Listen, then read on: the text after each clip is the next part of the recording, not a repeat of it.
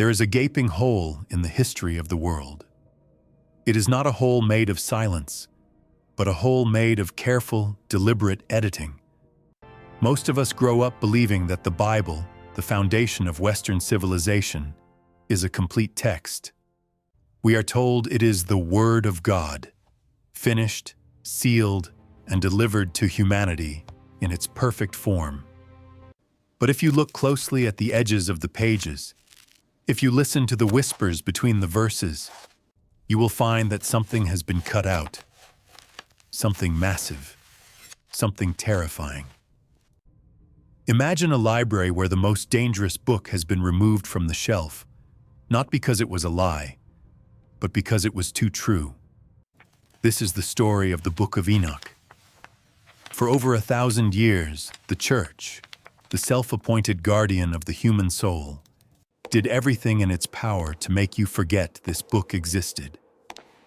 In the year 364 AD, at the Council of Laodicea, a group of men sat in a stone room and decided what you were allowed to know. They went through the ancient texts, the scrolls that had been revered for centuries, and they made a choice. They kept the stories of comfort. They kept the psalms of praise. They kept the laws of control. But when they came to the Book of Enoch, they stopped. They didn't just reject it. They banned it. They declared it anathema. They burned the copies. They hunted down the monks who dared to hide it in their cells. They scrubbed its name from the official record, leaving only a few fragmented references, like scars on the skin of history. They tell you they did this because the book was inconsistent or heretical. They tell you it was a forgery, a fantasy written by a madman. This is the official story. It is the safe story. It is the story designed to let you sleep at night. But ask yourself this: why would the most powerful institution on earth be afraid of a fantasy? Why would they spend centuries trying to eradicate a simple story? You do not burn a book because it is silly. You burn a book because it is dangerous. You burn it because it contains a piece of information that threatens your power. The Book of Enoch was not removed because it contradicted the Bible. In fact, the Bible itself quotes it. In the Epistle of Jude, verse 14, the apostle quotes Enoch directly, treating him as a historical prophet. Even Jesus himself used phrases and concepts that appear nowhere in the Old Testament, but are found, word for word, in the Book of Enoch. The apostles knew it. The early church fathers quoted it. It was part of the foundation. And then, suddenly it was gone. What if the Book of Enoch wasn't a religious text at all? What if we have been reading it wrong for 2,000 years? What if the reason it was banned is that it wasn't a story about angels and demons in the way we understand them, but a historical record of a specific physical event? An event that changed the DNA of the human race. An event that introduced a technology so advanced, so destructive, that it had to be wiped from the collective memory of our species to prevent us from destroying ourselves again. The Church wanted you to believe that civilization is a slow, gradual ascent from the mud, guided by the hand of God. They wanted you to believe that we are alone here, special, protected. But the Book of Enoch tells a different story. It tells a story of intervention. It speaks of the Watchers, not spirits, not metaphors, but beings who came down, beings who landed on Mount Hermon, beings who broke the cosmic law to trade forbidden knowledge for human experience. Think about where you are right now. Look at the world around you. Look at the sudden explosion of technology in the last 100 years. The flight, the nuclear power, the genetic engineering, the artificial intelligence. It feels new, doesn't it? It feels like we just invented it. But the missing book suggests that we have been here before. It suggests that this is not the first time humanity has held fire in its hands. The Council of Laodicea thought they had destroyed the evidence. They thought that by burning the scrolls in Europe, they could silence the voice of Enoch forever. They were wrong. While the fires burned in Rome and Constantinople, the truth found a hiding place. It traveled south, deep into the mountains of Ethiopia, hidden inside the sacred chests of a church that refused to bow to Rome. There, in the dark, the book waited. But it didn't just wait in Africa. The memory of the book, the oral tradition, the secret fragments, lingered in the underground currents of the West. It whispered in the ears of alchemists. It appeared in the symbols of Masons. And nearly 800 years after it was banned, a group of 9 knights traveled to Jerusalem with a specific mission. They weren't looking for the grave of Christ. They weren't looking for gold. They were digging for a library. The official history books say the Knights Templar were formed to protect pilgrims. But you do not need to spend 9 years excavating the bedrock of the Temple Mount to protect a road. You dig to find something that was buried. And when the Templars emerged from that darkness, they didn't just bring back a new banking system or a new style of architecture. They brought back the Watcher's blueprint. They had found the forbidden curriculum that the church had tried to burn, and with it, they began to build a world that looked suspiciously like the one the Watchers had left behind. Ask yourself right now, as you listen to this in the quiet of your own space, have you ever felt a strange dissonance when reading official history? A subtle, nagging intuition that the story you are being told is too clean, too linear, too convenient. That feeling is not paranoia. It is a biological memory. It is your own mind recognizing the gaps in the narrative. We are taught that the Dark Ages were a time of ignorance, a time when humanity simply forgot how to build, how to calculate, how to live. But knowledge does not simply evaporate. When a civilization collapses, the elites do not burn their secrets. They hide them. They bury them in vaults. They encode them in art, or they move them to places where their enemies cannot follow. While the fires of the Inquisition were turning the wisdom of Europe into ash, the Book of Enoch, the manual of the Watchers, did not vanish. It simply moved south. It found sanctuary in the highlands of Ethiopia, protected by a civilization that traced its own bloodline directly back to Solomon and the Queen of Sheba. In the holy city of Aksum, the monks of the Ethiopian Orthodox Church have guarded a treasure for 3,000 years. They tell you it is the Ark of the Covenant, a gold-plated box containing the stone tablets of the 10 Commandments. But the monks whisper of something else. They say the Ark is not just a container for stone, it is a container for paper, for scrolls, for the original records of the time before the flood. The West forgot Enoch, but Ethiopia remembered. They accepted the book as canonical. They read it not as a metaphor, but as a history of their own ancestors. But for the rest of the world to awaken, for the blueprint to return to Europe and ignite the Renaissance, someone had to go and retrieve it. Someone had to physically bridge the gap between the forbidden past and the ignorant present. This brings us back to the year 1118, and those 9 knights standing on the Temple Mount. We must look at their actions through the lens of a recovery mission. The official story, that they were protecting pilgrims, falls apart the moment you look at the logistics. There were thousands of pilgrims. There were only 9 knights, and they didn't patrol. They dug. Imagine the scene. It is night in Jerusalem. The air is thick with the dust of centuries. Beneath the Al-Aqsa Mosque, in the vast, echoing subterranean stables of Solomon, 9 men are breaking through a sealed wall. They are not looking for gold coins. Gold is heavy.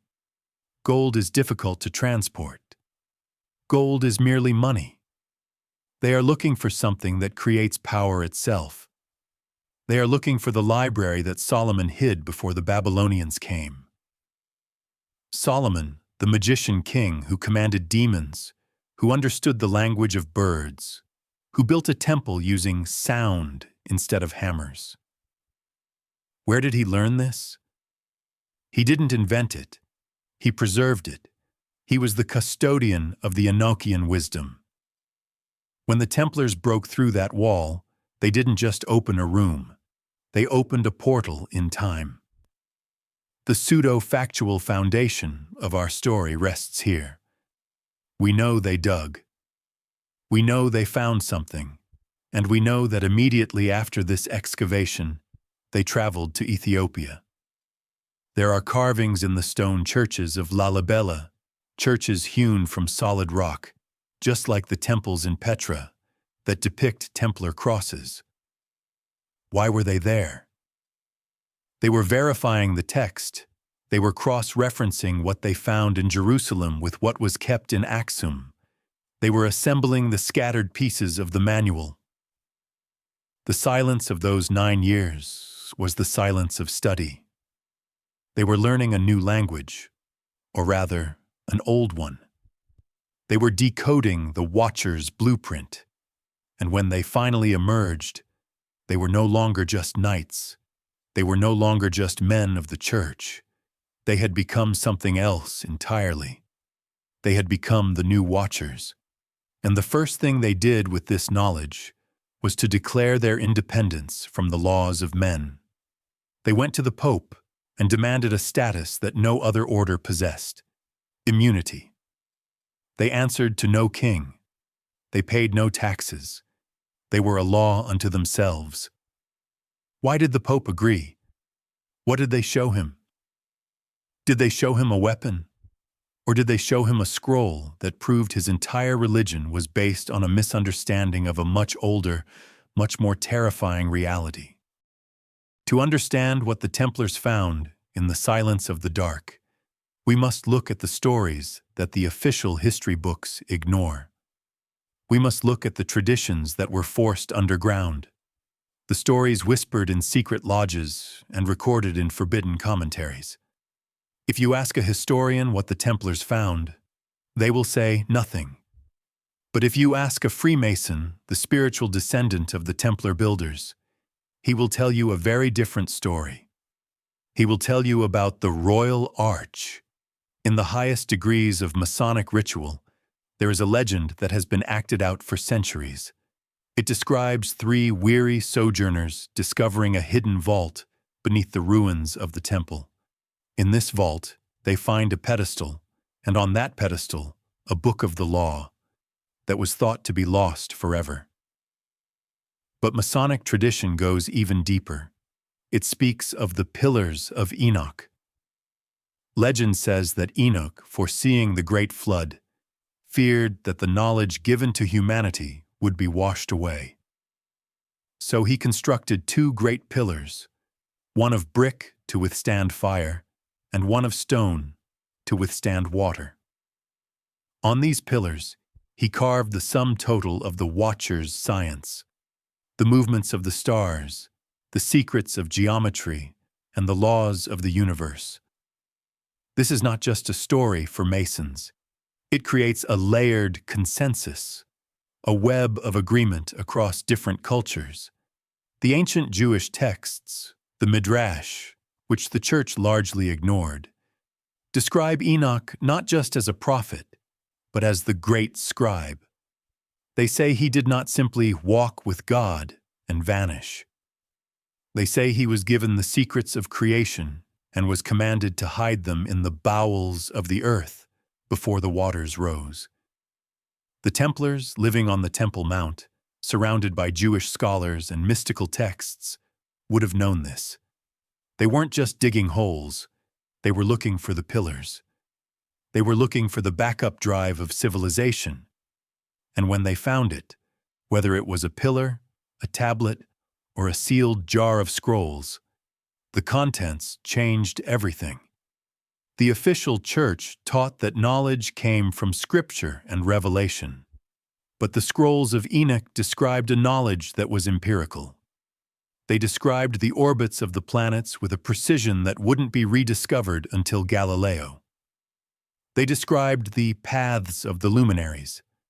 They described mathematics not as a tool for counting sheep, but as the language of reality itself. This was the dangerous gift. If you possess a book that explains how the weather works, how the stars move, and how to smelt the hardest metals, you no longer need to pray for these things. You can engineer them.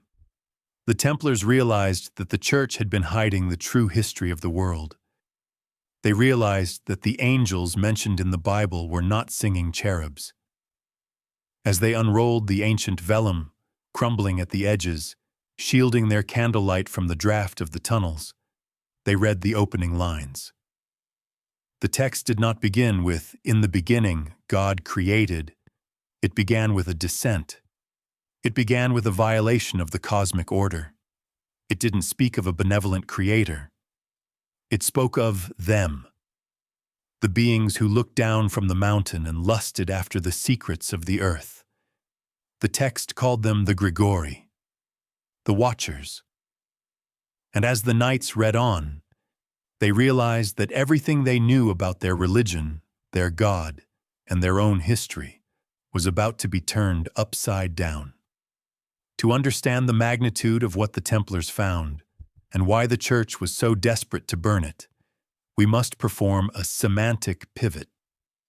We must take a word that has been softened by centuries of Sunday school stories and strip it back to its raw, terrifying original meaning. That word is angel. When you hear the word angel, what do you see? You see wings. You see white robes. You see halos. You see beautiful, asexual beings floating on clouds, playing harps, or delivering messages. This image is a construct. It is a comforting fiction created by Renaissance painters and medieval theologians to make the supernatural feel safe, to make it feel holy. But the text the Templars found, the Book of Enoch, does not use the word angel in this way. It uses a different term, a term that feels colder, more clinical, and far more modern. It calls them the Watchers. In the original Aramaic, the term is Irin. In Greek, it is egregores. The literal translation is not messenger of God. It is those who are awake, those who observe. This is not a religious title. It is a functional one. It sounds less like a choir of cherubim and more like a scientific expedition. It implies a group of beings stationed here, in orbit or on high ground, with a specific directive. To observe humanity, but never to interfere. To watch the experiment, but never to touch the glass. So let us pivot. What if the fall described in the Bible was not a spiritual rebellion? What if it wasn't about pride or wanting to be like God? What if it was a breach of protocol? The Book of Enoch is very specific about where this breach happened. It anchors the myth in a real, physical location. Mount Hermon, a massive snow-capped peak that straddles the border of modern-day Syria and Lebanon.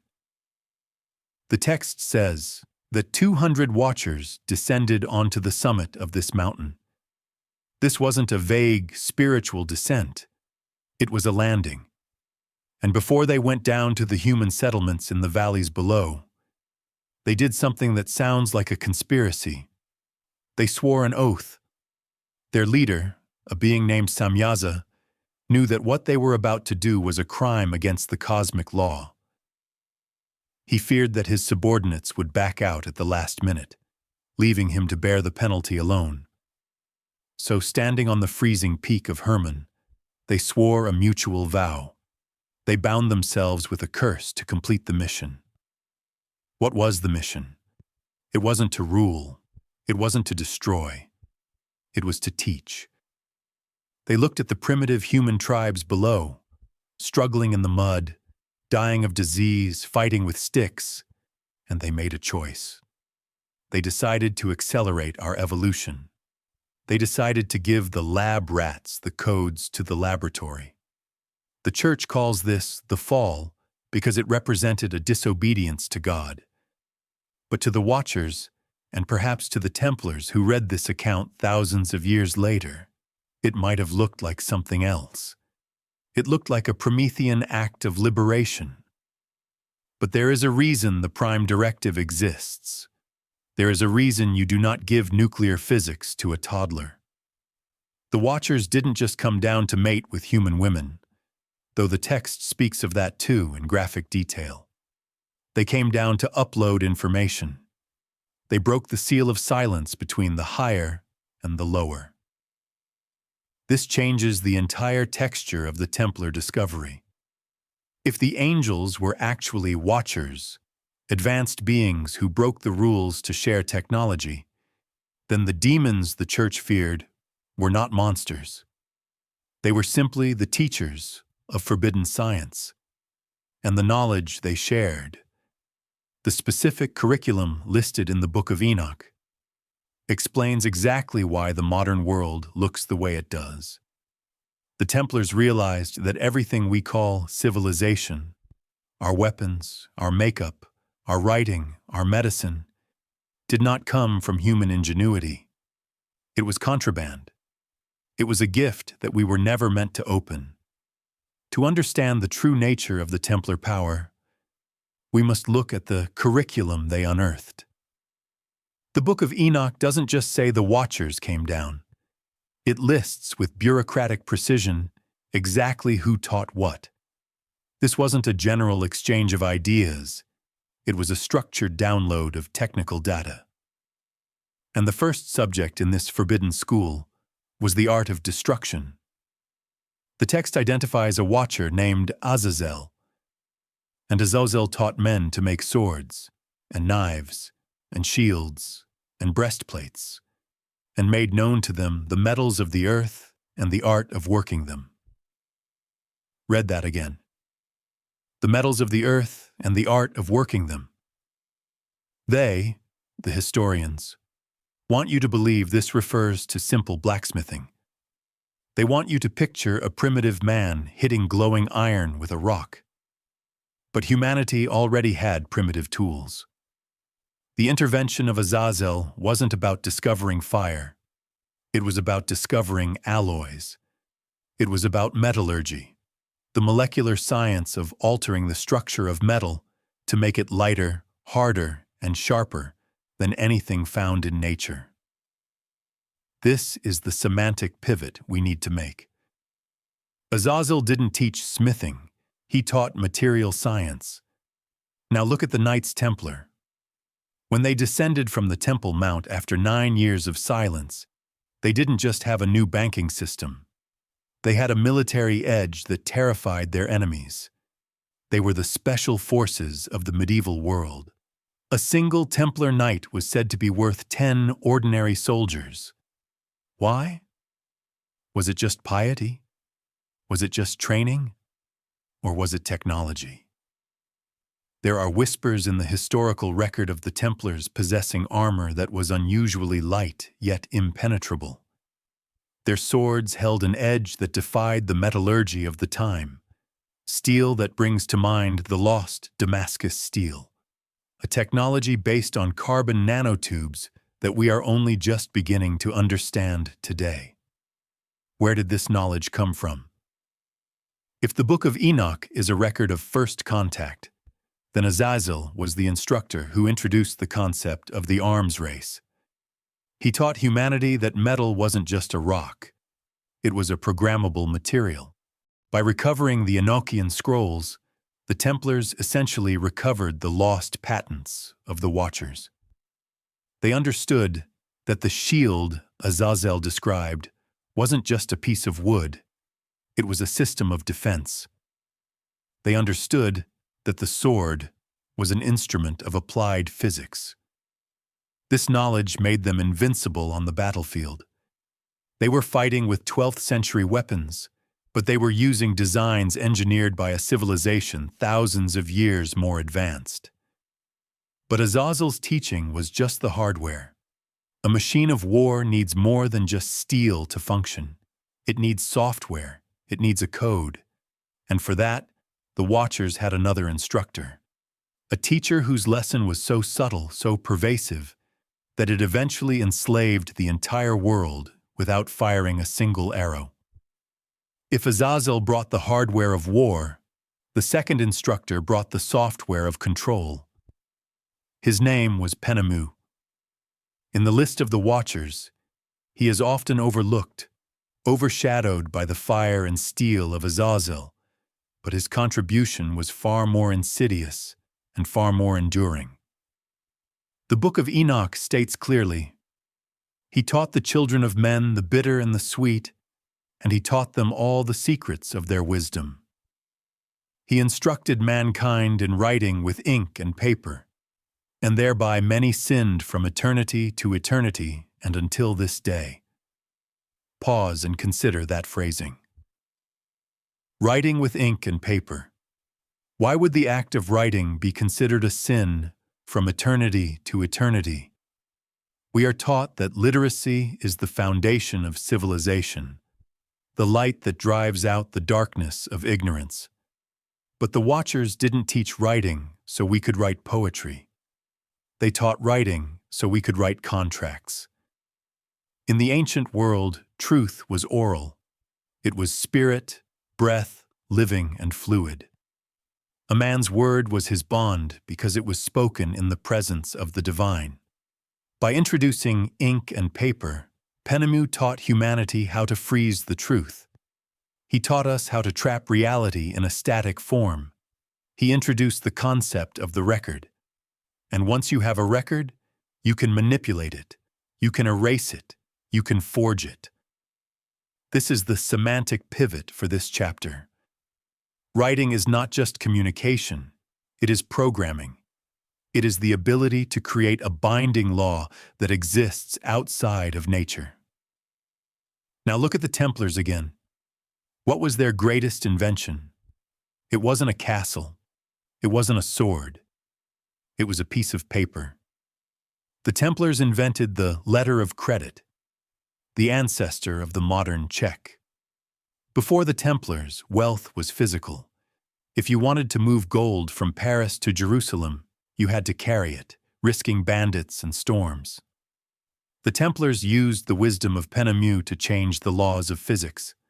You could deposit gold in Paris, receive a piece of paper with a coded cipher, travel to Jerusalem, and withdraw that gold. The paper became the gold. This was a form of economic alchemy that the medieval mind could barely comprehend. It was magic. They created value out of nothing but ink and trust.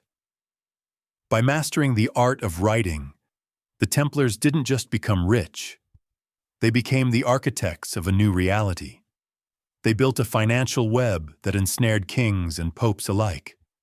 They understood that whoever controls the ledger controls the world. They realized that a sword can kill a man, but a debt can enslave a nation. This was the lesson of Penemu. The pen is not mightier than the sword. The pen is the cage that holds the sword. The Templars encrypted their messages, created complex ciphers that no outsider could break, and built a shadow empire based entirely on the manipulation of symbols.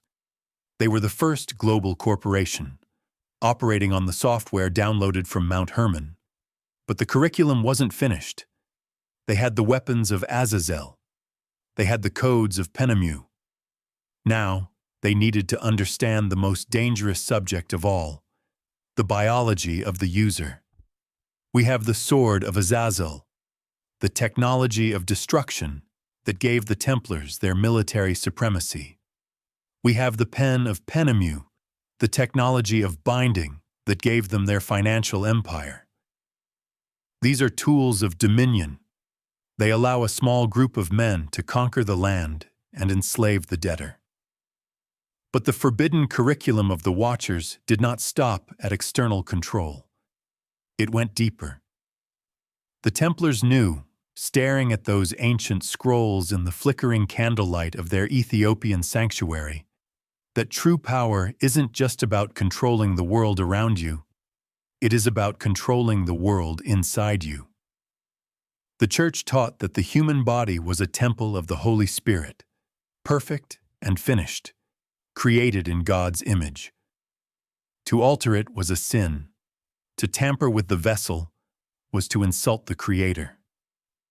But the Book of Enoch contained a third lesson, a lesson that the Church found so repulsive, so alien, that they painted over it with trivial stories of vanity and makeup. They reduced it to a cautionary tale about women painting their faces to seduce men. But the Templars read it differently. They didn't see vanity. They saw chemistry. They saw the beginnings of a science that we are only just now rediscovering in our own laboratories. The Watchers didn't just want to arm us or organize us. They wanted to remake us. They wanted to bridge the biological gap between the created and the creators. And to do that, they had to introduce the concept of biological alchemy. The lesson of the third instructor was not about changing the appearance of the body. It was about changing the nature of the blood itself. The third forbidden subject is perhaps the most misunderstood of all. The Book of Enoch states that the Watchers taught humanity about the beautifying of the eyelids, the use of antimony, and the coloring of tinctures. For centuries, priests and theologians have laughed at this. They dismissed it as a lesson in vanity, a trivial sin of women wanting to look attractive. They reduced the profound corruption of the human species to a lesson about lipstick. This is the semantic pivot we must force into the light. We are not talking about makeup. We are talking about chemistry. Antimony is not rouge. It is a toxic metalloid. It is a heavy element used in modern flame retardants and microelectronics. In the hands of an alchemist, it is a transformative substance. The Watchers were not teaching women how to paint their faces. They were teaching them how to alter their biology. They were introducing the science of pharmakia, the root of our word, pharmacy, but also the ancient word for sorcery. This was the knowledge of mixing elements to change the state of the physical body. Why would those who watch care about human fashion? They didn't. They were preparing a vessel. The text implies that these modifications were designed to make human women attractive not to human men, but to them, to the Watchers. They were teaching the indigenous population how to alter their pheromones, their skin chemistry, perhaps even their genetic expression, to make them compatible with a species from the stars. It was a form of primitive genetic engineering, disguised as ritual adornment. The Templars, masters of discipline and austerity, were fascinated by this. Why? Because they understood that if you can alter the body to attract a god, you can also alter the body to become a god. This is the root of the biological alchemy that the Order was rumored to practice. They weren't just looking for gold. They were looking for the elixir of life. They were looking for the chemical codes that the Watchers used to extend their own lifespans, to heal their wounds, to exist in an atmosphere that wasn't their own. When the Church accused the Templars of strange practices and kissing initiation rites, they were viewing these acts through the lens of perversion. But through the lens of the Watchers' blueprint, these rituals look like the transmission of something biological, a transfer of substances, a sharing of the tincture. The Templars realized that the ultimate technology wasn't the sword or the pen, it was the blood. And this leads us to the dark result of that first experiment on Mount Hermon.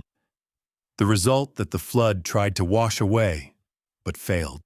The experiment on Mount Hermon was a success, but the result was a nightmare. The Book of Enoch tells us that the union between the Watchers and the biologically altered human women produced a hybrid species, the Nephilim. They translate this word as giants. Sunday school teachers show you cartoons of big men with clubs. This is the distraction. Size is irrelevant. Genetics is everything. The Nephilim were not just physically imposing, they were intellectually superior. They possessed the downloaded knowledge of their fathers and the adaptability of their mothers. They were the demigods of mythology, the Hercules, the Gilgamesh, the Titans. They were a ruling caste born with a genetic right to dominate. But the church tells us they all drowned. They tell us the Great Flood was a divine bleach that scrubbed the genetic mistake off the face of the earth. But what if the bleach missed a spot? What if the Ark wasn't just a boat, but a quarantine vessel for the specific DNA that the Watchers wanted to save? The Templars, in their excavation of the forbidden history, stumbled upon a terrifying realization. The bloodline didn't die. It went underground. It hid in the mountains. It diluted itself, mixing back into the human population, hiding the giantism but keeping the intellect, the aggression, and the spark of the Watcher. This brings us to the greatest secret of the European aristocracy, the divine right of kings. Why do we accept that certain families are born to rule? Why do we believe that a drop of royal blood makes a man superior to a peasant? This is not a political construct. It is a biological memory. The Templars believed in the Sangreal, the Holy Grail. They told the masses it was the cup of Christ. But in the coded language of the initiated, Sangreal breaks down to Sangreal, royal blood. The Templars weren't guarding a wooden cup. They were guarding a family tree. They were protecting the descendants of the Watchers who had survived the deluge. This is why the Templars were so obsessed with the Merovingian dynasty, the sorcerer kings of France who claimed to be descended from a sea beast, a code for a being from across the water. The Templars realized that the ruling families of Europe were not fully human. They were the diluted remnants of the Nephilim. This knowledge gave the knights leverage over every throne in Christendom. They knew the secret origin of the crown. A crown is not a hat. It is a symbol of the shining ones, the Watchers whose heads reportedly glowed with light. When the Templars looked at a king, they didn't see God's anointed.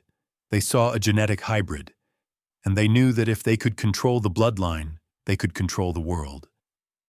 But guarding a hybrid bloodline is dangerous work.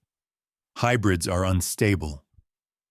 And as the Templars would soon find out, the Watcher's DNA comes with a heavy price, a chaotic ambition that threatens to consume everything it touches. The existence of a hybrid bloodline, a genetic mixing of the terrestrial and the celestial, does more than explain the divine right of kings. It explains the fundamental schizophrenia of the human condition. We are a species at war with itself. Look at our history. We are capable of profound, heartbreaking empathy, of art that moves the spirit, of sacrifice and love.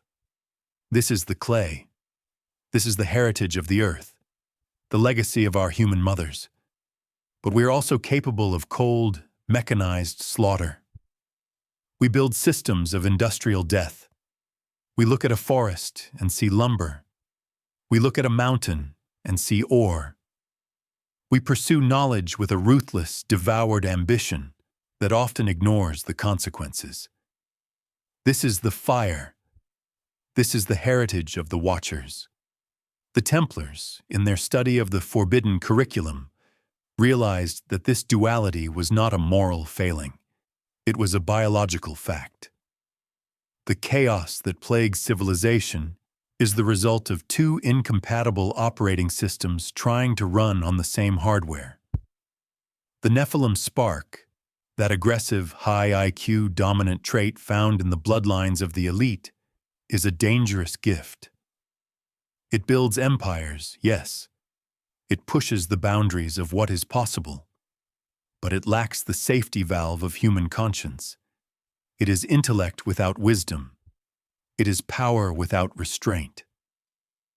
The knights saw this chaos playing out in the courts of Europe. They saw kings who were brilliant strategists but absolute sociopaths. They saw a ruling class that viewed the common people not as fellow humans, but as a resource to be managed or culled. The Templars understood that if they were to build a new Jerusalem, they couldn't just let this Watcher bloodline run wild. It would burn the world down. They had to contain it. They had to balance it. They had to find a way to integrate the cold logic of the sons of heaven with the grounded morality of the daughters of men. They needed a unifying theory, a philosophy that didn't reject the alien part of our nature, but didn't let it enslave the human part either. They needed a symbol that represented the fusion of opposites.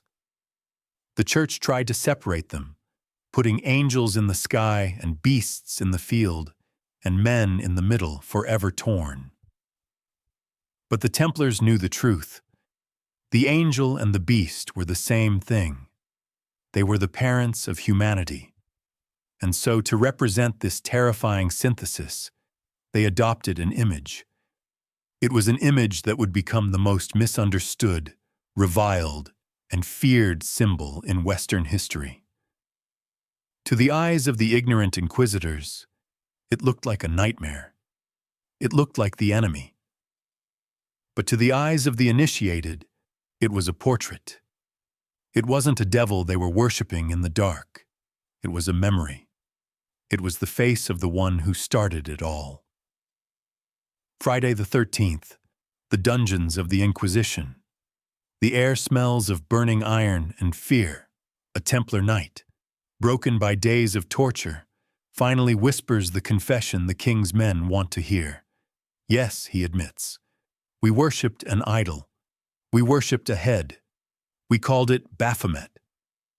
To the church, this was the smoking gun. They seized upon this name and painted a picture that has haunted the Western imagination ever since. A horned beast, a goat-headed monster, the devil himself sitting on the altar of Christ. This image of Baphomet, the Sabbatic goat, drawn centuries later by Eliphas Levi, became the shorthand for evil. But the Inquisition, in their zeal to find a demon, missed the history lesson. They were looking at a symbol of theology. They should have been looking at a symbol of memory. Let us strip away the superstition and look at the pseudo-factual foundation. The Templars were not Satanists. They were scholars. They were the custodians of the Enochian library. And who is the central figure of the Book of Enoch? Who is the first teacher who brought the forbidden knowledge of metallurgy and warfare to humanity? It was Azazel. And what happened to Azazel? The text is specific. As punishment for corrupting mankind, he was bound hand and foot and cast into the darkness of the desert, into a place called Dudael. In ancient Hebrew tradition, the Yom Kippur ritual, the sins of the people were placed upon the head of a goat, the scapegoat, which was then sent out into the wilderness to Azazel. The goat was not the devil. The goat was the messenger. The goat was the connection to the teacher in the desert. When the Templars displayed the head of Baphomet, often described not as a goat, but as a bearded human head or a double-faced androgen, they weren't worshipping Lucifer. They were memorializing Azazel. They were honoring the Watcher who gave them their power. The name Baphomet itself is a puzzle. Some scholars argue it is a corruption of Muhammad, but the Templars spoke Arabic. They wouldn't make that mistake. Others, using the Atbash cipher of the Dead Sea Scrolls, reveal that Baphomet translates to Sophia, Greek for wisdom. But look closer at the root. Baphomet, the baptism of wisdom, or perhaps the absorption into the mind. The Inquisition saw a monster because they were trained to see monsters. The Templars saw a Gnostic diagram. The figure of Baphomet, with one arm pointing up to the white moon of Chesed, mercy, and one arm pointing down to the black moon of Geburah, severity, is a map of the universe the Watchers described. As above, so below. It is the synthesis of the binary. It is the rejection of the Church's simplistic good versus evil narrative in favor of the Watchers' high physics. The goat was a code for the rebellious intellect. It represented the creature that climbs the mountain, the creature that survives in the wilderness where the sheep would die. By adopting this symbol, the Templars were signaling to the initiated that they were no longer sheep in the flock of Rome. They were the goats of Azazel. They had left the safety of the fold to seek the forbidden fruit of knowledge in the desert. And they knew that to the shepherd, the independent goat is always the enemy. We must clarify the distinction between worship and acknowledgement. The Templars did not pray to Baphomet in the way a Christian prays to Jesus. They did not ask it for forgiveness. You do not ask a blueprint for forgiveness. You do not ask a periodic table for mercy. You study it. You use it. Baphomet was not a god. It was a glyph. It was a composite image representing the universe, the one song. It combined male and female, human and animal, earth and sky into a single stable form. It represented the alchemical wedding of the Watchers and humanity. This was the secret doctrine that the Church feared. The Church taught that the divine and the earthly were separate, divided by an unbridgeable chasm of sin. The only way across was through the Church itself. But the symbol of Baphomet taught the opposite. It taught that the divine and the earthly were fused. It taught that the kingdom was a state of integrated consciousness, achievable here and now through the application of the Watchers' science. By honoring Azazel, the goat, alongside Sophia, wisdom, the Templars were acknowledging a terrifying truth, that their power came from a source that the world called fallen. They accepted the black flame of intellect. They understood that true enlightenment isn't just about staring into the light. It's about navigating the dark. The torch of intelligence, which burns between the horns of the Baphomet figure, represents this dangerous illumination. It is the fire of Prometheus. It is the fire that warms the house but can also burn it down. The Church, in its absolute binary of God versus devil, had no room for this nuance. A being that brought technology, weapons, and cosmetics must be evil because it empowered humans to change their station. To the Vatican, status was static. You were born a serf, you died a serf. But to the Templars, armed with the Enochian update, status was fluid. Reality was programmable. Baphomet was the symbol of that program. It was the mascot of the self-made man, the man who refuses to wait for heaven and decides to build it himself. But this ambition is precisely what made them intolerable. A group of men who believe they have the right to reshape reality, who believe they possess the knowledge of the gods, will eventually clash with the institution that claims to speak for the one God. The Templars were celebrating the hybrid nature of humanity, half beast, half angel. But the Church was preparing to remind them that in their eyes, anything that wasn't purely sheep was purely slaughter. This veneration of the teacher was the final straw. The Church could tolerate greed. It could even tolerate political ambition. But it could not tolerate a rival cosmology. The entire authority of the Vatican rested on a single, fragile claim, that they were the sole gatekeepers between man and God. They held the keys. If you wanted salvation, you had to go through the Roman turnstile. But the Templars, sitting in their high castles, deciphering the Enochian scrolls, had discovered a back door. They knew that the God the Church presented was only half the story. They knew about the others. By honoring the Watchers, the Templars were effectively saying that humanity had two parents. We had the divine spark, yes, but we also had the technological inheritance of the sons of heaven, and in the eyes of the Templars, this inheritance was not a sin to be washed away. It was a tool to be mastered. This made the Order of the Temple something far more dangerous than a military force. It made them a rival priesthood. They were building a universal religion that fused the monotheism of the West with the star wisdom of the East. They were preparing to reveal the Gnostic truth, that the material world is a prison, and knowledge, gnosis, science, is the key to the lock. The Pope understood the threat perfectly. If the Templars were allowed to continue, they wouldn't just conquer Jerusalem, they would render Rome obsolete. They would reveal that the miracles of the saints were actually the applied sciences of the Watchers. They would pull back the curtain on the wizard. And so the decision was made. The heresy charges were just the legal paperwork. The real motive was an existential purge. The system had to be reset. It had happened before.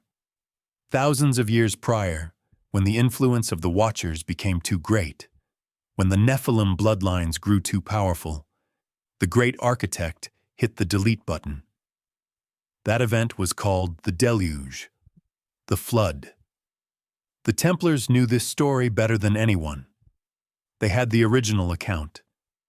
They knew that the flood wasn't just a rainstorm. It was a targeted military strike designed to target a specific biological corruption. And as the fires of the Inquisition began to rise around them in the 14th century, the surviving knights must have looked at the flames and realized the terrifying symmetry of history. The water came for the fathers. Now the fire was coming for the sons. Every culture on earth, from the Sumerians to the Mayans, from the Hopi to the Hindus, shares the same nightmare. They all tell the story of a time when the world was drowned. They, the anthropologists, call this a shared psychological archetype. They want you to believe that because all humans live near water, we all dream of floods. It is a convenient explanation. It dismisses the most traumatic event in human history as a collective bad dream. But the Book of Enoch treats the deluge not as a myth, but as a tactical operation. To understand the flood, we must stop thinking like theologians and start thinking like computer engineers. When a system becomes corrupted, when a virus infiltrates the operating code, when the hardware begins to malfunction, when the output becomes chaotic, you do not argue with the machine. You do not pray for it to get better. You perform a hard reset. You wipe the drive. You restore the factory settings. The Bible says God sent the flood because the earth was filled with violence and all flesh had corrupted its way. In Sunday school, we interpret corruption as moral sin. We think of people stealing, lying, or killing. But the Hebrew word used for corruption in this context is shachat. It implies a ruin, a decay, a biological spoiling.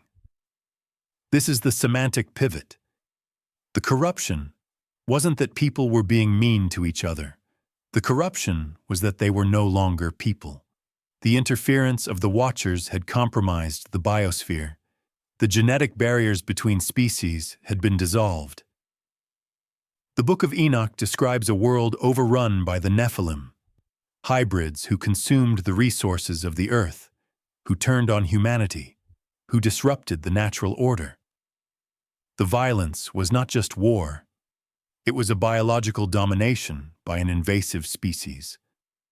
The curriculum of Azazel, weapons, and the alchemy of the Watchers had created a civilization that was advancing too fast, without the spiritual maturity to handle the power. The experiment had gone rogue.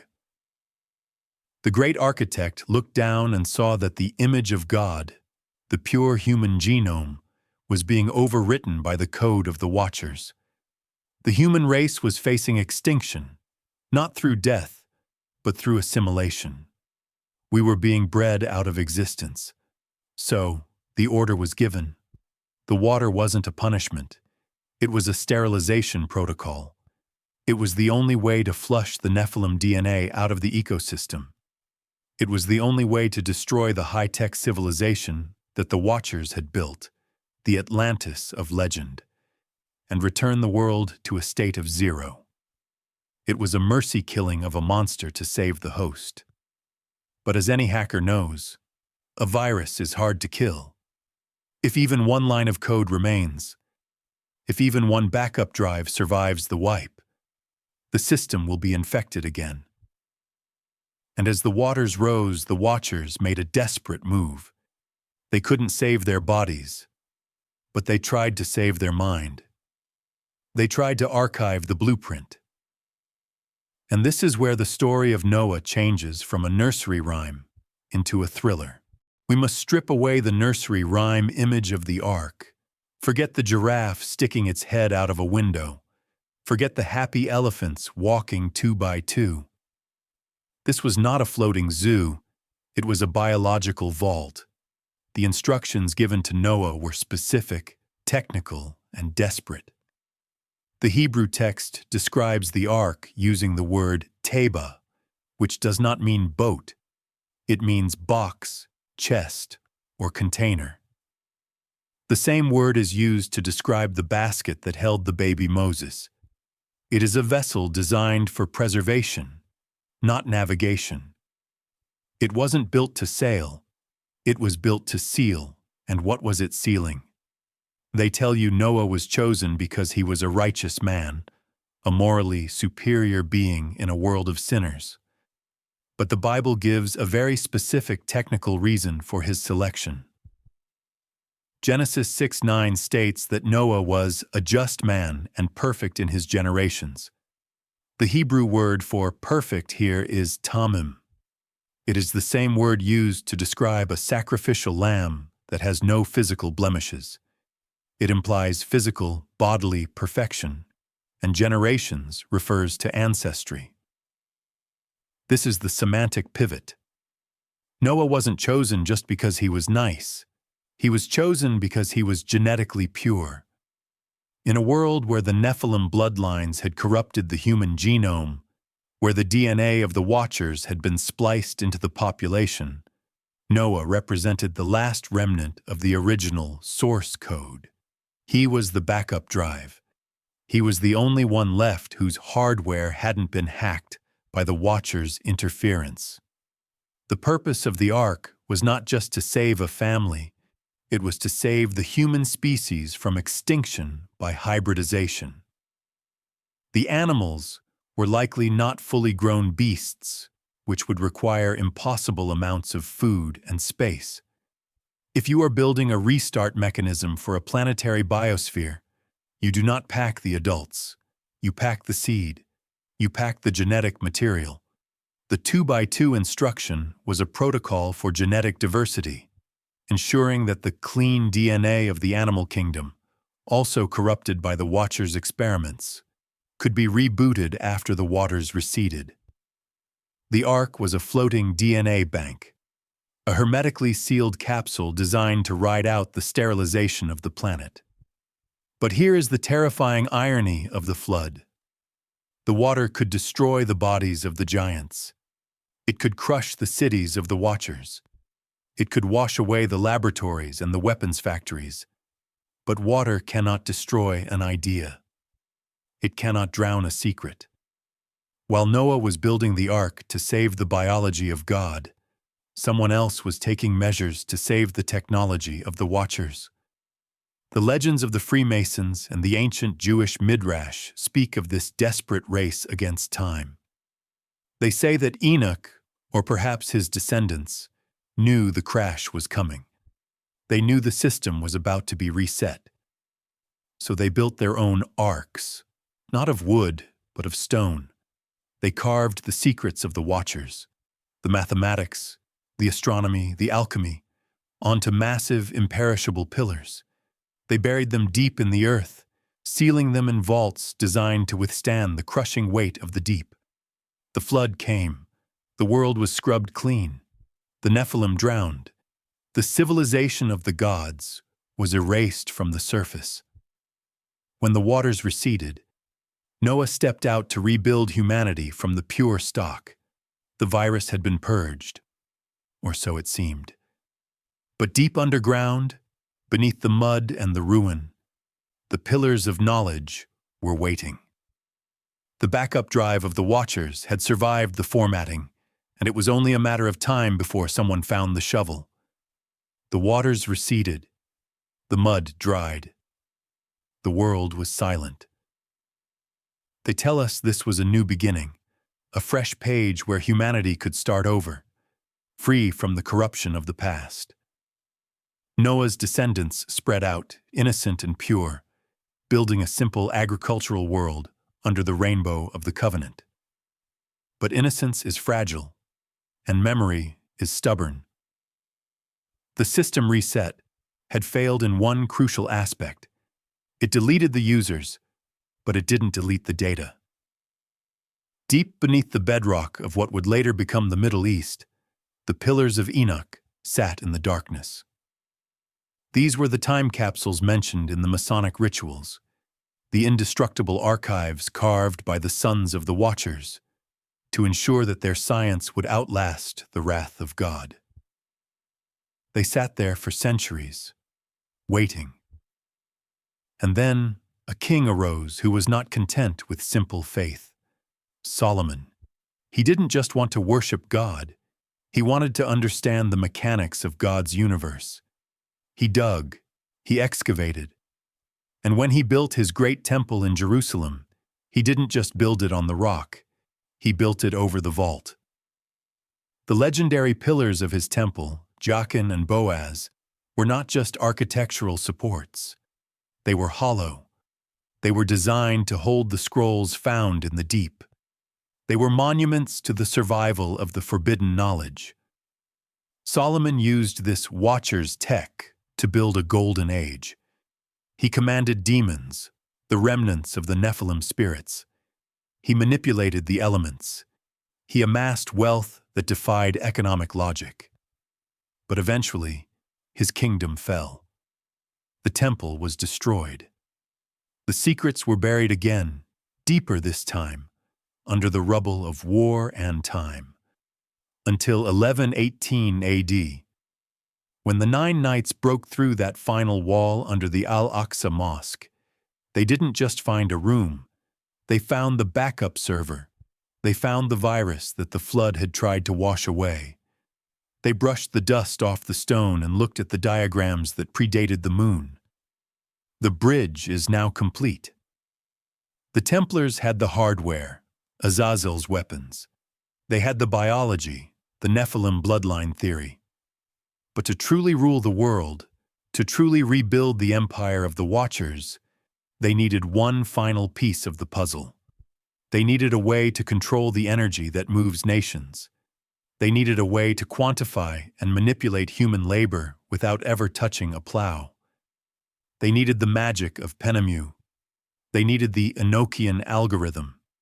And this would lead to the creation of the most powerful institution in human history, one that controls your life to this very day. They were about to invent the bank. How does a group of 9 men, sworn to absolute poverty, owning nothing but the clothes on their backs, become the richest organization on the face of the earth in the span of a single generation? They want you to believe it was through donations. They tell you that pious nobles gave them land and gold out of the goodness of their hearts. This is the fairy tale. You do not build a multinational empire that rivals the Vatican simply by passing the collection plate. You do it by inventing a new form of magic. The Templars returned from Jerusalem with the Watcher's blueprint, and within that blueprint was the lesson of penemu, the power of ink and paper. To the medieval mind, value was heavy. Value was gold, silver, land, cows, grain. It was tangible. If you wanted to be rich, you had to have a castle full of metal. But the Templars realized that this was a primitive limitation. They understood that wealth is not a material substance. It is an agreement. It is a belief. And if you can control the belief, you can create the wealth out of thin air. They introduced a piece of technology that was as revolutionary in the 12th century as the internet was in the 20th. The letter of credit. A pilgrim could deposit gold at a Templar preceptory in London, receive a piece of parchment encoded with a cipher, travel thousands of miles to Jerusalem, and exchange that parchment for gold. To us, this sounds like a check. But to the people of the time, it was alchemy. The Templars had figured out how to make gold teleport. They had figured out how to turn a heavy, physical metal into a weightless, invisible information. This was the application of Penemu's forbidden science. Writing wasn't just for recording history, it was for encoding reality. By using complex ciphers, codes based on the Atbash system and the geometric grids found in the Enochian texts, the Templars created a closed loop of trust that no king could break. The piece of paper had no intrinsic value. It was worthless.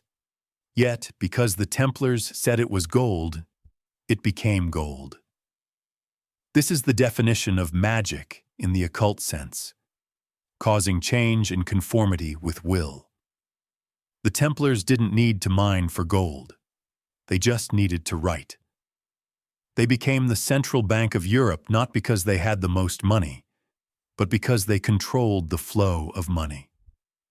They stood between the kings and their armies. They stood between the Pope and his tithes. They had successfully digitized the economy 800 years before the computer, and with this power came a realization that terrified the monarchs of Europe. The Templars didn't need land to be powerful. They didn't need crowns. They had built a kingdom that existed entirely in the abstract, a kingdom of debt, credit, and ledger entries. They had built the invisible prison that we all live in today. Once you understand that money is not a physical object, but a system of control, you realize that the Templars had ceased to be a religious order. They had become a government above governments. They had become the new Watchers, the kings of Europe, Philip of France, Henry of England, the princes of Spain, thought they were the rulers of their lands. They wore the crowns. They commanded the armies. But every time they wanted to wage a war, build a castle, or marry off a daughter, they had to knock on the door of the temple. The Templars didn't just lend money. They managed the royal treasuries. They collected the taxes for the Pope. They acted as the executors of royal wills. They held the keys to the kingdoms in their pockets. This created a terrifying dynamic. The king was the figurehead, shouting orders from the throne. But the silent monk standing in the shadows, holding the ledger, was the one who decided if those orders could be carried out. If the Templars closed the tap, the king's army didn't eat. If the Templars refused a loan, the king's walls didn't rise. The Templars had effectively recreated the hierarchy of Mount Hermon. They were the sons of heaven, the enlightened elite possessing the secret technology of finance, looking down on the children of men, the ignorant masses and their puppet kings. They were the observers, the regulators, the invisible hand, centuries before Adam Smith coined the phrase. They were practicing a form of Enochian governance, and like the Watchers before them, they began to act with an arrogance that defied earthly laws. They bought islands. They commanded their own fleets. They answered to no local court. If a Templar committed a crime, he could only be judged by the Pope, and the Pope was often too deep in their debt to speak. They had constructed a parallel state, a deep state made of parchment and gold, woven through the very fabric of medieval society. They had achieved the ultimate goal of the Watchers, total control without the need for direct violence. They didn't need to conquer Europe. They had foreclosed on it. But there is a flaw in the system of infinite debt. It works perfectly until the debtor realizes he has nothing left to lose. By the early 14th century, the Templars had lent so much money to the crowned heads of Europe that they had effectively bought the continent. And their biggest debtor was the King of France himself, Philip IV, known as the Fair. Philip was a man trapped in a golden cage. He was the king by divine right, yet he was broke. He had debased the currency. He had taxed the Jews. He had seized the assets of the Lombards. And still, he could not pay the interest on the massive loans he had taken to fight his wars.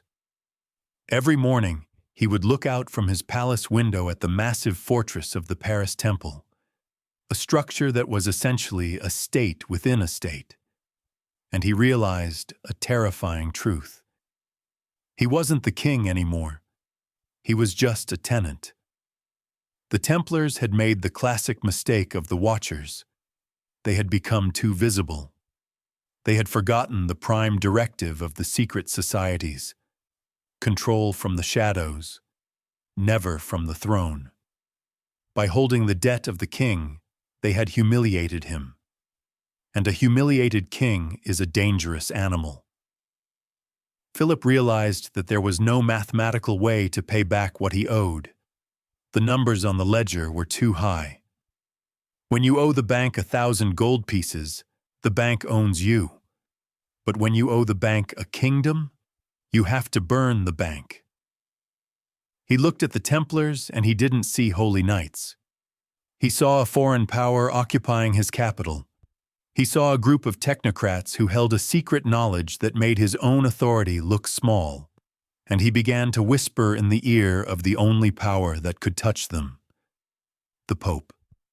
The Pope, Clement V, was a weak man, a puppet installed by Philip himself.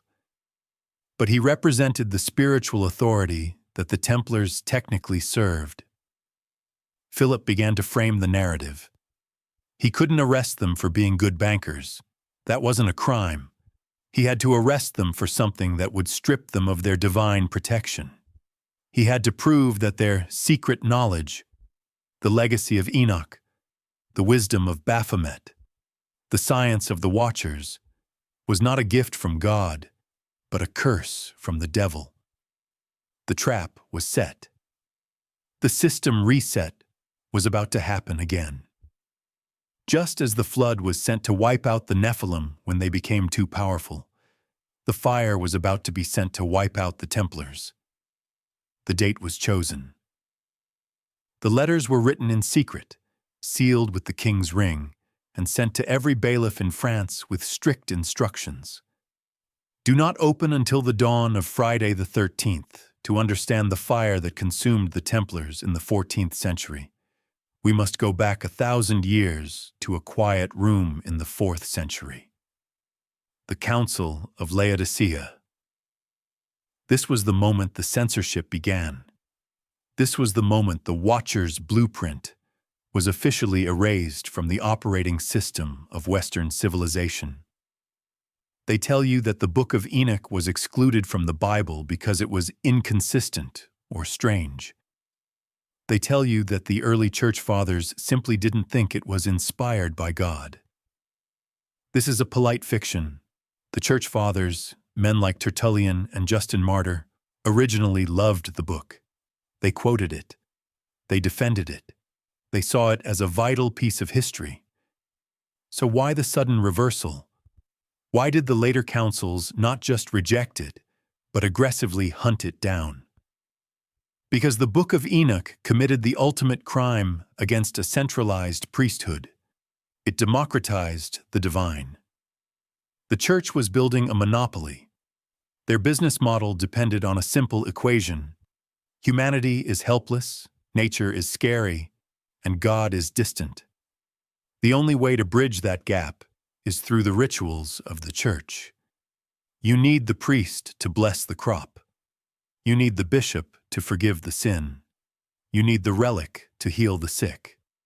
But the Book of Enoch described a world where miracles were not divine favors. They were technologies. It described the secrets of the heavens. It explained the motion of the moon. It explained the properties of roots and stones, medicine. It explained the chemistry of metals.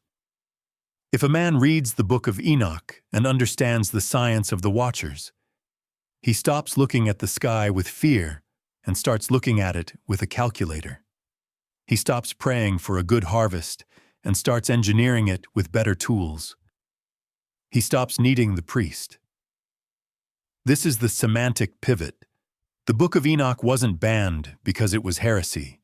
It was banned because it was a competitor. It revealed that the magic of the ancient world was actually a system of applied knowledge, and knowledge, once it escapes the sanctuary, cannot be controlled.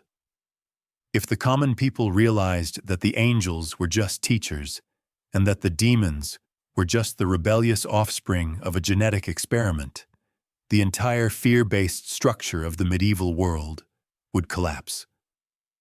The church needed mystery to survive. Enoch offered clarity. So the great concealment began. They burned the scrolls. They rewrote the history of the flood to make it a moral fable rather than a genetic purge. They turned the Watchers into fallen angels and the Nephilim into mythical giants, stripping them of their technological context. They locked the truth away in the Vatican archives, leaving humanity in a state of induced amnesia. We were forced to forget that we had once touched the fire. But the Templars had remembered. And by bringing that memory back to Europe, they had broken the seal. They were reopening the school of the Watchers, and the church knew that there was only one way to close it again. You don't debate the heretic. You burn him. When the sun rose on Friday the 13th, the king's men didn't just knock on the doors of the Templar preceptories. They tore them down. This was a synchronized Black Ops raid, the kind of swift, overwhelming force used to secure a nuclear site, not a monastery. Philip IV had planned this for years. He had his spies inside the order. He knew the layout of the Paris temple better than the Grand Master himself. But there was one thing Philip didn't understand. You cannot catch a ghost. The raids were brutal.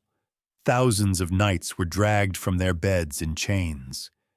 They were thrown into dungeons, stretched on racks, and burned with hot irons. But listen closely to the questions the inquisitors asked. They didn't just ask, "Where is the gold?" They asked, "Where is the head? Where are the secret statutes? What did you see in the secret reception?" They were looking for the archive. Philip knew that the gold was just the fruit. He wanted the root. He wanted the Enochian scrolls. He wanted the ciphers of Penemu that controlled the banking network. He wanted the metallurgical formulas of Azazel that made the Templar swords unbreakable. He wanted the device of Baphomet. He believed that if he could seize the Watcher's blueprint, he could become the master of the world. He could replace the Templars as the new sorcerer king. But when the soldiers broke into the high tower of the Paris temple, when they smashed open the great chests in the treasury, they found them empty. The gold was gone. The silver was gone. But most importantly, the library was gone. The Templars, masters of the Watcher's science, had anticipated the reset. They had read the signs in the stars. They knew the cycle of history. When the Nephilim get too powerful, the flood comes. They knew the fire was coming. So on the night of October 12th, a silent procession of wagons had left the Paris temple. They moved under the cover of darkness, heading not for the king's borders, but for the coast. They were heading for the port of La Rochelle, where the Templar fleet, 18 massive galleys, ships that were technologically superior to anything in the French Navy, was waiting at anchor. The king captured the bodies of the knights. He captured the old men, the administrators, the sacrifices left behind to buy time. But he missed the brain. He missed the data. The Inquisition spent years torturing the remaining knights, desperate to find out where the fleet had gone. They tell you the fleet simply dissolved, that the knights became pirates or mercenaries. But 18 ships do not vanish.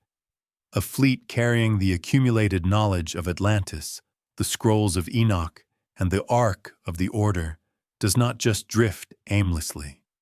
It has a destination. And this destination brings us to the final, most audacious chapter of the Watcher's legacy. They didn't go to Rome. They didn't go to Jerusalem. They went to the one place where the flood of the church could not reach them. They went to the ends of the earth. Where do you hide a civilization? If you stay in Europe, the church finds you. If you go to the Americas, the settlers eventually come. To truly disappear, you must go to the place that they tell us was discovered only in 1820. You go to the bottom of the world. You go to Antarctica. History tells us the Piri Reis map, drawn in 1513 by an Ottoman admiral, is an unsolvable anomaly. It shows the coast of South America with perfect precision at a time when longitude hadn't been invented.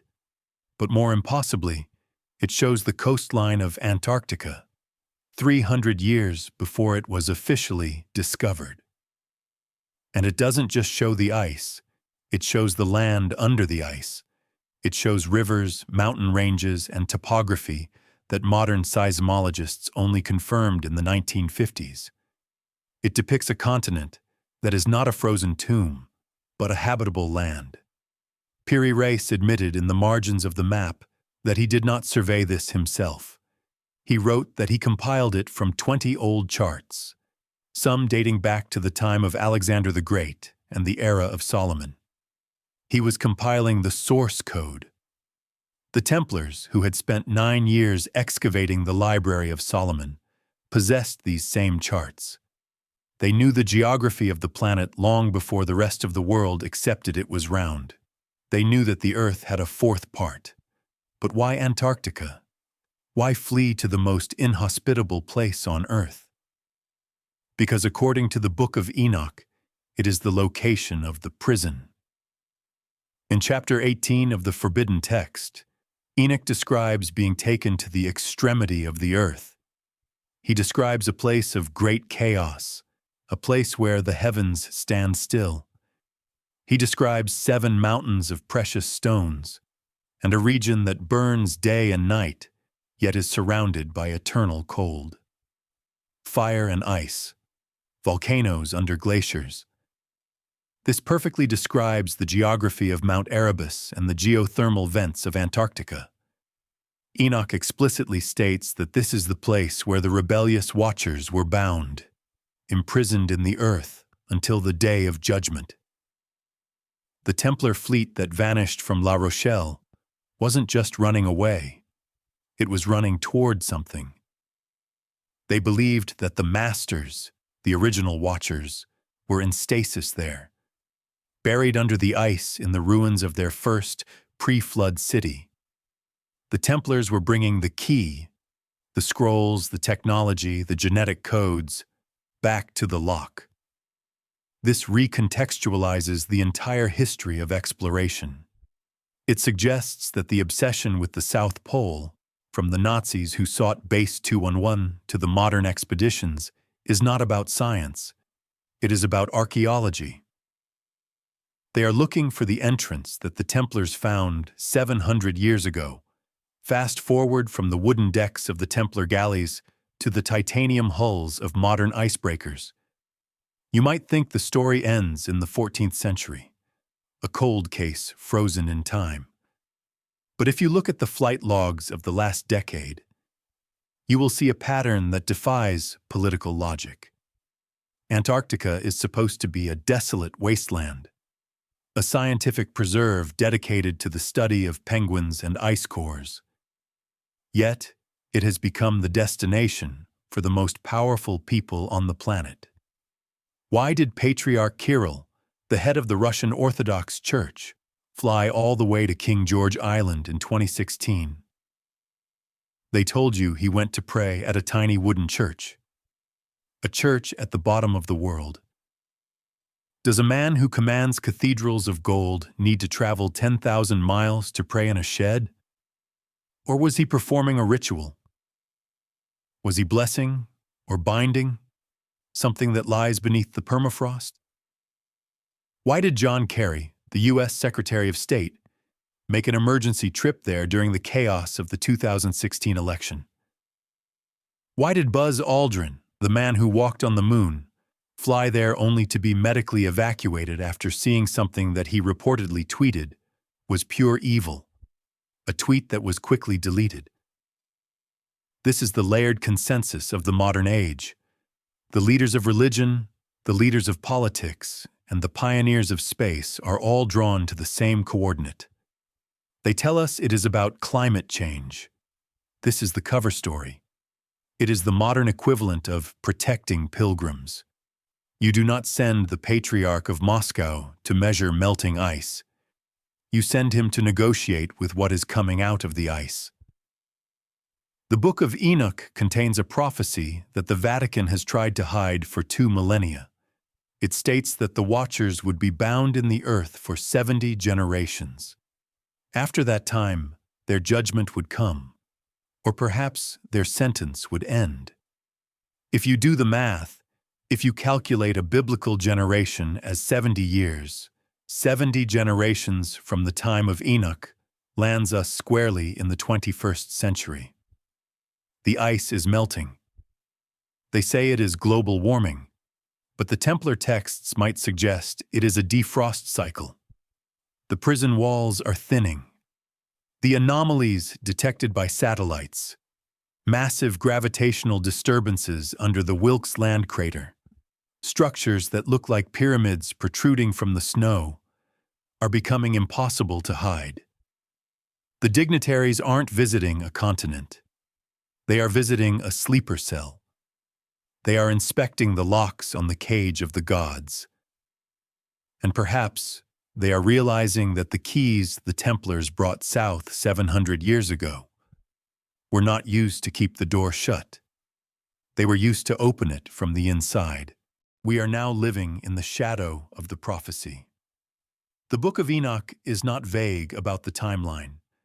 In chapter 10, verses 11 to 12, the text dictates the sentence of the Watchers.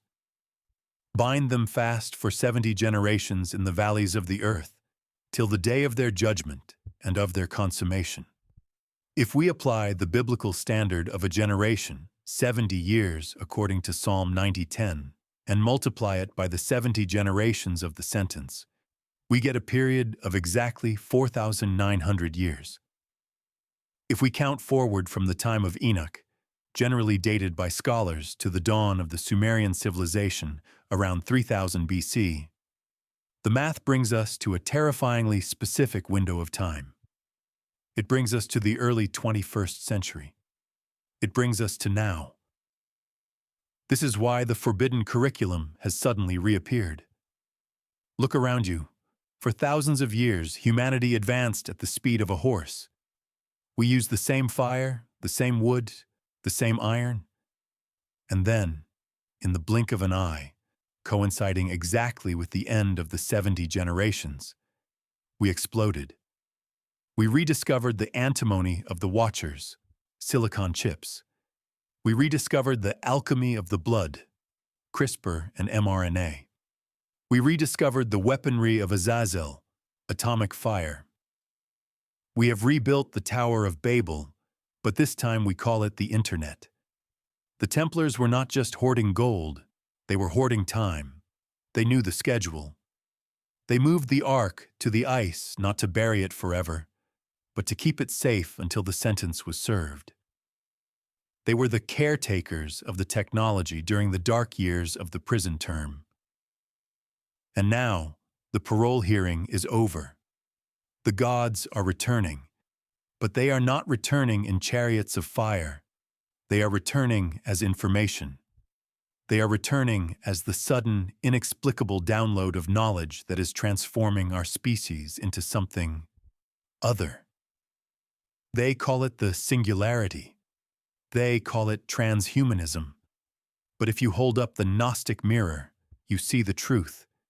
It is the days of Noah all over again. The hybridization has restarted. The line between man and machine, between nature and artificiality, is dissolving. The Watchers don't need to land on Mount Hermon this time. They are already here, humming in the servers, flowing through the fiber optics, rewriting the code of life itself. And this leads us to the final, uncomfortable question. If the Watchers are back, and if their technology is being reactivated, who are the vessels? Who are the children of the new Nephilim? Turn off the screen for a moment. Look at the black glass in your hand. What do you see? You see a reflection. You see yourself. This is the Gnostic mirror. This is the final piece of the puzzle, and it is the most terrifying because it is no longer about nights in the desert or scrolls in a cave. It is about you. It is about the world you live in right now. They tell you that the technological explosion of the last century, the sudden, violent leap from horse-drawn carriages to quantum computers, is the result of human genius. They tell you we just got smarter. But does evolution work that way? Does a species spend 10,000 years staring at the fire, and then, in a single generation, learn how to split the atom, splice the gene, and leave the planet? That is not evolution. That is a download. We are not discovering new things. We are remembering forgotten ones.